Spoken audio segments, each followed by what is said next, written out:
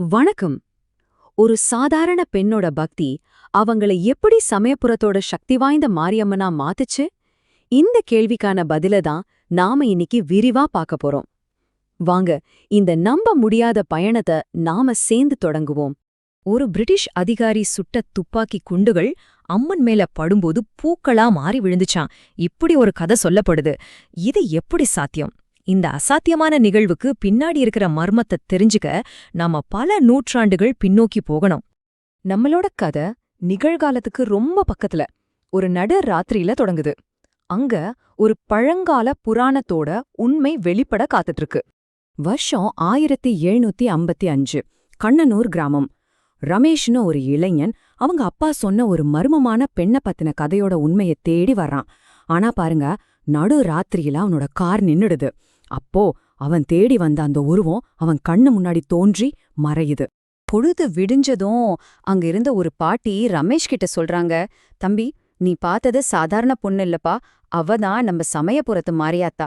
இந்த ஒரு பதில்தான் நம்மள கதையோட ஆணி வேருக்கே பல யுகங்களுக்கு பின்னாடி கூட்டிட்டு போகுது. வாங்க, பல யுகங்கள் பின்னோக்கி பயணிப்போம். அம்மனோட மூல வடிவமான ரேணுகாதேவிய நாம சந்திப்போம். நாம இப்ப இருக்கிறது மகாபாரத காலம் நடந்த துவாபர யுகம்.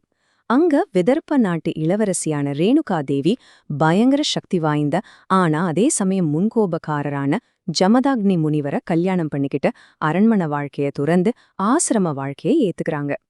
இவங்க 2 பேரோட குணமும் தான் இங்க ரொம்ப ரொம்ப முக்கியம்.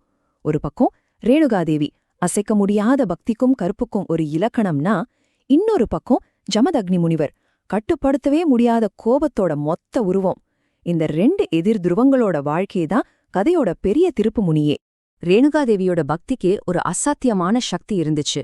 தினமும் ஆத்தங்கரைக்கு போய் சுடாத பச்சை களிமண்ணால ஒரு பானை செய்வாங்க. ஆச்சரியம் என்னன்னா, அவங்களோட மன தூய்மையால அந்த பானை கரையாம தண்ணிய தாங்கி நிக்கும். இது ஒரு தெய்வீக அற்புதம் இல்லையா? எல்லாமே நல்லா போயிட்டு இருந்தப்போ ஒரே ஒரு கணம், ஒரு சின்ன சலனம் அவங்க வாழ்க்கையே தலைகீழா புரட்டி போட்டுடுச்சு. ஒரு நாள் ஆத்துல வானத்துல போயிட்டு இருந்த ஒரு கந்தர்வனோட அழகான உருவத்தை தண்ணில பாக்குறாங்க. ஒரு நொடி, ஒரே ஒரு நொடி அவங்க மனசு லேசா தடுமாறிடுச்சு. அந்த ஒரு கணம்தான் எல்லாத்தையும் மாத்திடுச்சு. அடுத்த நிமிஷமே சுதாரிச்சுக்கிட்டு வழக்கம் போல பானை செய்ய முயற்சி பண்றாங்க. ஆனா முடியல. அவங்க செஞ்ச பானை தண்ணில அப்படியே கரைஞ்சு போச்சு. திரும்ப திரும்ப முயற்சி பண்ணியும் பானை உருவாகவே இல்ல. அந்த ஒரு கணநேர சலனம் அவங்களோட தெய்வீக சக்தியே பறிச்சிடுச்சு. நடந்தத தன் ஞான திருஷ்டியால பார்த்த ஜமதக்னி முனிவருக்கு கோபம் தலைக்கேறிடுச்சு. ஒரு பதிவிரதிய மனசுல எப்படி சலனம் வரலான்னு ஆத்திரத்துல தன் மகன்களை கூப்பிட்டு, போய் உங்க அம்மா தலைய வெட்டிட்டு வாங்கடான்னு ஒரு கொடூரமான கட்டளைய போடுறாரு. என்ன ஒரு அதிர்ச்சியால விஷயம் பாருங்க. இந்த கொடூரமான கட்டளை ரேணுகாதேவியோட முடிவாவும் மாரியம்மன்கிற தெய்வத்தோட தொடக்கமாவும் அமைஞ்சது. மத்த பசங்கெல்லாம் மறுத்துட பரசுராமர் மட்டும் அப்பாவோட கட்டளைய நிறைவேற்றாரு. அப்புறம் கிடைச்ச வரத்தை வச்சு அம்மாவை உயிர்ப்பிக்க கேக்குறாரு. ஆனா அந்த அவசரத்துல ஒரு பெரிய தப்பு நடந்துடுச்சு. தான் அம்மா உடம்போட அவங்கள காப்பாத்த வந்து இருந்த இன்னொரு பெண்ணோட தலைய மாத்தி பொருத்திடுறாரு. காலங்கள் ஓடுது. ஜமதக்னி முனிவரை எதிரிகள் கொன்னுடுறாங்க. கணவன் இறந்த துக்கத்தை தாங்க முடியாத ரேணுகாதேவி உடன்கட்டை ஏற முடிவு பண்றாங்க. கொழுந்து விட்டு எரியற அந்த நெருப்புல தன் உடம்ப மாய்க்க துணிறாங்க. ஆனா விதி வேற ஒண்ண நினைச்சிருந்தது. திடீர்னு ஒரு பெரிய மழை பெய்ய அந்த நெருப்பு அணைஞ்சு போகுது. அந்த நொடியில ரேணுகாங்கிற ஒரு மனுஷையோட பிறவி முடிஞ்சு மாரியம்மன்கிற ஒரு தெய்வம் பிறக்குது. நெருப்புல இருந்து வெளியே வந்தவங்க உடம்பு முழுக்க நெருப்பு கொப்பளங்கள் இருந்துச்சு.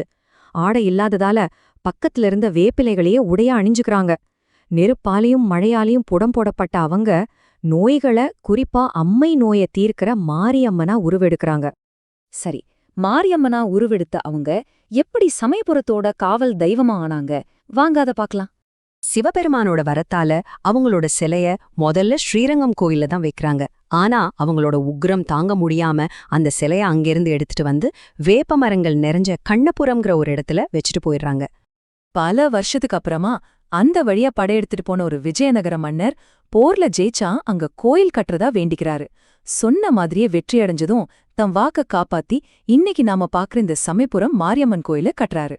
சமயபுரம் அம்மனோட சக்திக்கு காரணம் அவங்களோட உக்ரம் மட்டுமில்ல, அவங்களோட எல்லையில்லாத கருணையும் தான். அதுக்கு ஒரு சிறந்த உதாரணம் தான் இந்த விரதம்.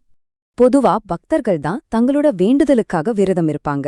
ஆனா இங்க அம்மனே தன் பக்தர்களோட நல்லதுக்காக விரதம் இருக்காங்க. இதுக்கு பேருதான் பச்சை பட்டினி விரதம். உலக நன்மைக்காகவும் பக்தர்கள் நோயில்லாம வாழவும் அம்மனே இந்த விரதத்தை கடைப்பிடிக்கிறாங்க. ஒவ்வொரு வருஷமும் 28 நாளைக்கு, அதாவது மாசி மாசம் கடைசி ஞாயிறத்திலிருந்து பங்குனி மாசம் கடைசி ஞாயிறு வரைக்கும் இந்த விரதம் நடக்கும்.